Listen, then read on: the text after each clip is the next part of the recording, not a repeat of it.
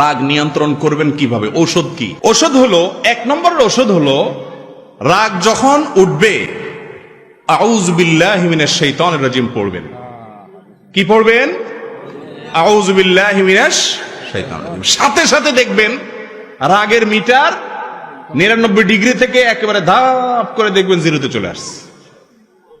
এক ব্যক্তি নবী করিম সাল্লাল্লাহু আলাইহি সাল্লামের যুগে খুব জিদ দেখাচ্ছে, উনি দূর থেকে দেখতে পাচ্ছেন চান্দি টান্দি গরম করে ফেলছে, চিল্লাচিল্লি করতেছে, খুব সিন ক্রিয়েট করতেছে, রাগ উঠে গেছে মাথা।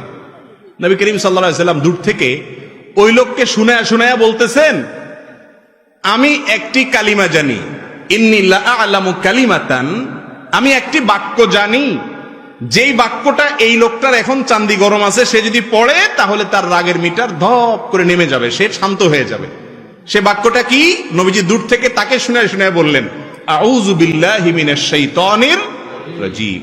অর্থাৎ আল্লাহ, আপনার কাছে আমি আশ্রয় চাই শয়তান থেকে, যে শয়তান আমারে খেপায় দিচ্ছে, খোঁচাচ্ছে, আমার বদমেজাজ উঠাই দিছে শয়তান, তার কাছ থেকে মালিক আপনার কাছে পানা চাই। হাদিসে আসছে ওই সাহাবী দূর থেকে শুনছেন, তো উনি শুনে সাথে সাথে পড়ছেন, ওনার রাগও সাথে সাথে ঠান্ডা হয়ে গেছে। নবীজির কৌশল দেখেন, উনি তো ওই লোককে কাছে যায় বলতে পারতেন, এই মিয়া বদমেজাজি দেখাইতেছ, শুনো আমল শিখাই দিই, পড়লে থেমে যাবে, আউযু বিল্লাহি মিনাশ শাইতানির রাজিম পড়ো। রাগের মাথা যদি তার সামনে যে এরকম কথা বলতো, এই লোক বেয়াদবি করে বেঈমান হওয়ার ভয় ছিল কি ছিল না? আমরা হলে তো এরকমই করতাম। নবীজির কৌশল দেখেন, যারা দাওয়াতের কাজ করবে, ইসলামের কথা মানুষকে বলবে, তারা অনেক বেশি কৌশল জানতে হবে, সুন্দর উপায়ে বলতে হবে, উপস্থাপনটা ভালোভাবে হইতে হবে। এই জন্য নবী করিম সাল্লাল্লাহু আলাইহি সাল্লাম তাকে শুনায়া শুনায়া দূর থেকে বললেন, আমি একটা বাক্য জানি, এটা বললে রাগ কমে যায়, যাতে করে তার কান পর্যন্ত কথাটাও পৌঁছাইলো আর সে জিদ দেখানোর সুযোগও পেল না। দেখছেন নবীজির হিকমত? এমনি এমনি গোটা পৃথিবী 23 বছরে পরিবর্তন করে ফেলার নাই, আল্লাহ তাআলা তাকে কি দিয়েছেন? হিকমা দিয়েছে। ভাইরা আমার, তো এই জন্য রাগ আসলে রাগকে নিয়ন্ত্রণ করার জন্য, রাগ কমানোর জন্য কয়েকটা আমলের কথা বলবো।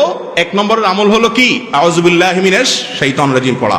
কোরআন থেকে দলিল নেন এটার সপক্ষে। আল্লাহ রাব্বুল আলামিন বলেছেন, ইম্মা ইয়ানজাগান্নাকা মিনাশ শাইতানি নাযগুন ফাস্তাইজ বিল্লাহি মিনাশ শাইতানির রাজিম। শয়তান যদি তোমাদেরকে খোঁচা দেয়, রাগটা শয়তান থেকে আসে, তখন তোমরা আউযু বিল্লাহি মিনাশ শাইতানির রাজিম পাঠ করবা। একটা ওষুধ হয়ে গেল। নাম্বার 2, অবস্থার পরিবর্তন করা। দাঁড়ানো অবস্থায় যদি রাগ আসে, হাদিসে আসছে কি করে যান? বসে যান।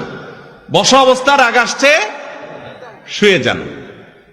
খেয়াল করে দেখেন, দাঁড়ানো অবস্থায় রাগ আসলে যদি ওই রাগী লোকটাকে ধরে ধরে একটু কোন রকম 3-4 জন মিলে বসাই দিতে পারেন, দেখবেন চান্দি অর্ধেক ঠান্ডা হয়ে গেছে। আর যদি সুন্দর করে ক্যাচ করে শোয়াই দিতে পারেন, তো দেখবেন পুরাই শেষ। আবার সাবধানে থাকেন, বেশি জোরাজোরি করতে গেলে মারধর খেতে পারেন।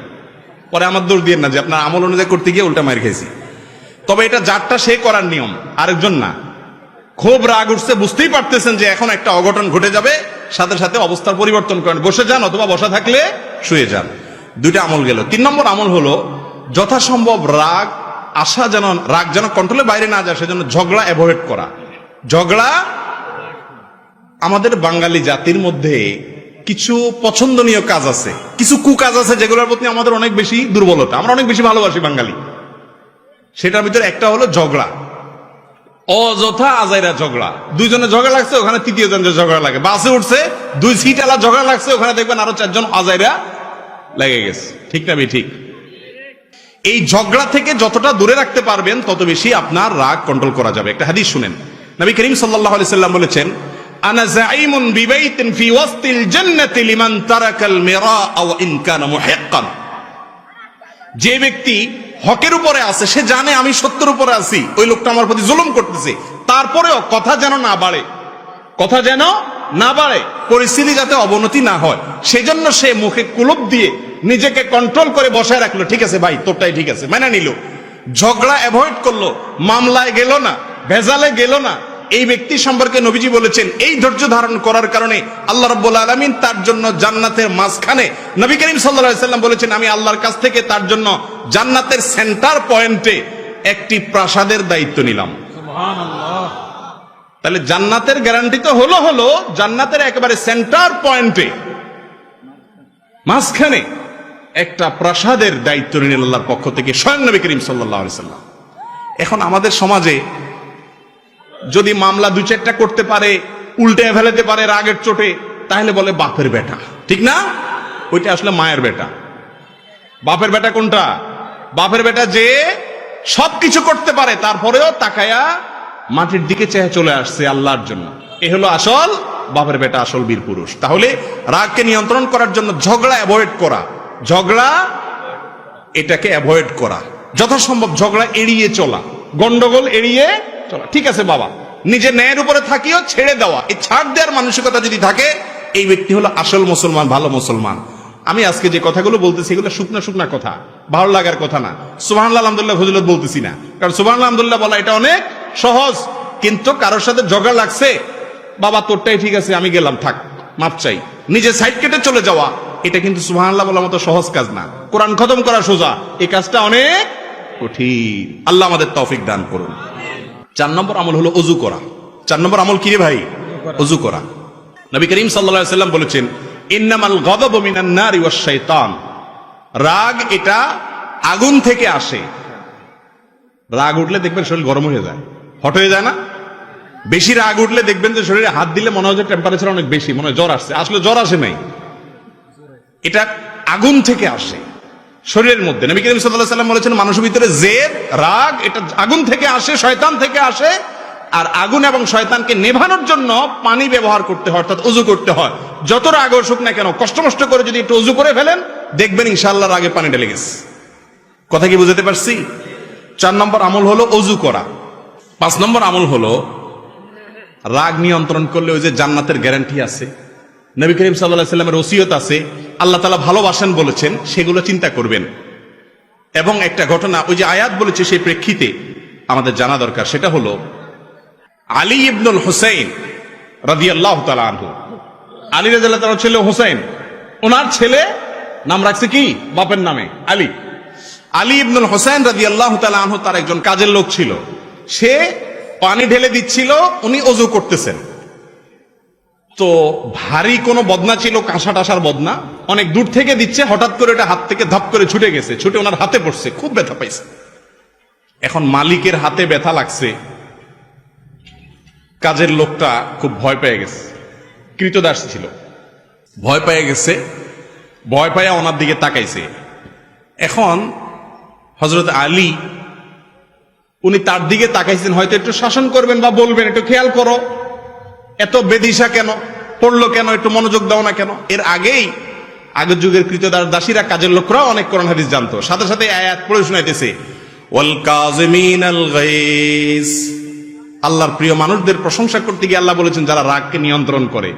এই কথা শোনার সঙ্গে আলী রাদিয়াল্লাহু তাআলা আনহু সাথে সাথে লজ্জা পেয়ে গেছেন। আরে তাই তো, রাগকে নিয়ন্ত্রণ করলে আল্লাহ ভালোবাসেন, সাথে সাথে উনি মাথা নিচু করে ফেললেন, অর্থাৎ বাপ মাফ করে দিলেন, রাগ নিয়ন্ত্রণ করে ফেললেন। এরপরে বাদী পরের আয়াতের পরের অংশ বলছেন, ওয়াল আফিনা আনিন নাস। শুধু রাগ নিয়ন্ত্রণ করলে হবে না, উপর দিয়ে কিছু বললেন না, ভিতরে তো জিদ আছে, মাফও করতে হবে। ওয়াল আফিনা আনিন নাস, মানুষকে যে মাফ করে, সঙ্গে সঙ্গে তিনি বললেন, যাও কদ আফাউতু আনকি, তোমাকে মাফও করে দিলাম। বাদী এবার আয়াতের শেষ অংশ পড়তেছে, আল্লাহু ইউহিব্বুল মুহসিনিন। শুধু মাফ করলে হবে না, বরং উল্টা আরো ইহসান করতে হবে, অনুগ্রহ করতে হবে, তবে আল্লাহ ভালোবাসবে। সাথে সাথে উনি বললেন, যাও অনুগ্রহ করে তুমি কৃতদাসী, তোমাকে আমি মুক্ত করে দিলাম। সুবহানাল্লাহ। জোর খুব বেশি এই জন্য হয় নাই যে আপনারা এটার মর্ম বুঝতেছেন না। এই যুগে একটা মার্সিডিজ গাড়ি আল্লাহর রাস্তায় দান করা, 5 কোটি টাকা দামের একটা মার্সিডিজ গাড়ি আল্লাহর রাস্তায়, নিজের গাড়িটা কাউকে কথায় কথায় দিয়ে দেওয়া, এটা যেরকম মনে করেন সে যুগে একজন কৃতদাস দাসী মুক্ত করা, সেরকম সর্বোচ্চ সম্পদগুলোর মধ্যে একটা ছিল দাসদাস। এত দামের ছিল, স্বাধীন করে দিয়েছে, মুক্ত করে, বিনা পয়সা। আমরা হলে বলতাম, তুমি কাঁসার বালতি ফালাইয়া, বদনা ফালাইয়া আমার হাতে ব্যথা দিছ, আমি যখন এখন তোমার সাইজ করব, বুঝতে পারছো, এখন তুমি আমারে আয়াত শুনাইতে আসছো, ওয়াজ করতে আইছো না? আমরা হলে এই কথা বলতাম না? দেখেন, ওনারা এতটা আখিরাতের জন্য পাগল ছিলেন, আল্লাহর কালাম শুনেছেন, আল্লাহর নির্দেশ শুনেছেন, কে বলেছে, কি জন্য বলেছে, এসব দেখা দেখি নেই, সাথে সাথে আমান্না সাল্লামনা, সামি'না ওয়া আতা'না, শুনলাম আর সাথে সাথে আনুগত্য করলাম, সারেন্ডার করলাম, মানলাম। আল্লাহ বলেছেন আর কোনো কথা নাই। এর নাম হলো মুসলমান। আর আমরা কয় নম্বরের মুসলমান ভাইরা আমার?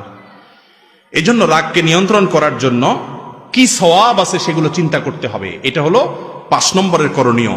তাহলে ইনশাআল্লাহ রাগ নিয়ন্ত্রণ করতে পারবেন। 6 নম্বর হলো রাগের পরিণতি সম্পর্কে চিন্তা করবেন। রাগের পরিণতি, রাগের ক্ষতিকর দিক কি? রাগ করলে কি কি ক্ষতি হয়? একটা কথা বাংলায় বিভিন্ন জায়গায় লেখা থাকে, কথাটাকে স্বর্ণের অক্ষরে লেখা দরকার। সেটা হলো রেগে গেলেন তো হেরে গেলেন। দেখছেন না আপনারা বিভিন্ন জায়গায়? এই কথার মতো বাস্তব কথা আর নাই। জীবনে যতবার বেইজ্জত হইছেন চিন্তা করে দেখেন, বদমেজাজির কারণে বেইজ্জত হইছেন। শ্বশুরবাড়িতে যায় বদমেজাজি দেখাইছেন, পরে সারা জীবন শরম পাইছেন। ঠিক না বেঠিক?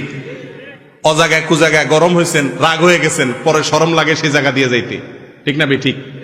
রাগ এমন একটা জিনিস, শয়তান আপনারে চেতায় দিল তো হারায় দিল, শেষ। এই জন্য চেতনা আসলে এর ক্ষতিকর দিক কি, আখিরাতের ক্ষতি, দুনিয়ার ক্ষতি, এগুলো চিন্তা করবেন। তাহলে ইনশাআল্লাহ আল্লাহ তাআলা আপনাকে উত্তম পুরস্কার দিবেন, রাগ কন্ট্রোল করার ক্ষমতা দিবেন। সর্বশেষ হাদিস বলে শেষ করব। রাসূল করিম সাল্লাল্লাহু আলাইহি সাল্লাম বলেছেন, কিয়ামতের দিন আল্লাহ তাআলা কিয়ামতের ময়দানে সব মানুষের সামনে ডাকবেন, এক শ্রেণীর লোককে ডাকবেন। কে? যারা দুনিয়াতে জিদ দেখাইতে পারত কিন্তু দেখাই নাই, হজম করছে। ইউদআ কাযিমাল গাইজ আলা রুউসিল খালাইক ইয়াউমাল কিয়ামা আও কামা ক্বালা আলাইহিস সালাতু ওয়াস সালাম। কিয়ামতের দিন সমস্ত মানুষের সামনে রাগ নিয়ন্ত্রণকারী মানুষদেরকে ডাকা হবে। যারা নিজেদের রাগকে বিভিন্ন সময় নিয়ন্ত্রণ করতে পারছো, বীরত্ব দেখাইতে পারছো, আসো। আল্লাহ তাআলা নিজের হাতে তাদেরকে বিশেষভাবে পুরস্কৃত করবেন। আল্লাহ উঠাবেন, সবার সামনে দেখাবেন, প্রদর্শন করাবেন, এই সেই লোক দুনিয়াতে জিদ দেখাইতে পারতো, দেখাই নাই, তার প্রশংসা হবে। আল্লাহ তাআলা আমাকে, আপনাকে, আমাদের সবাইকে আমাদের রাগগুলোকে সংবরণ করার, কন্ট্রোল করার, নিয়ন্ত্রণ করার তৌফিক দান করুন।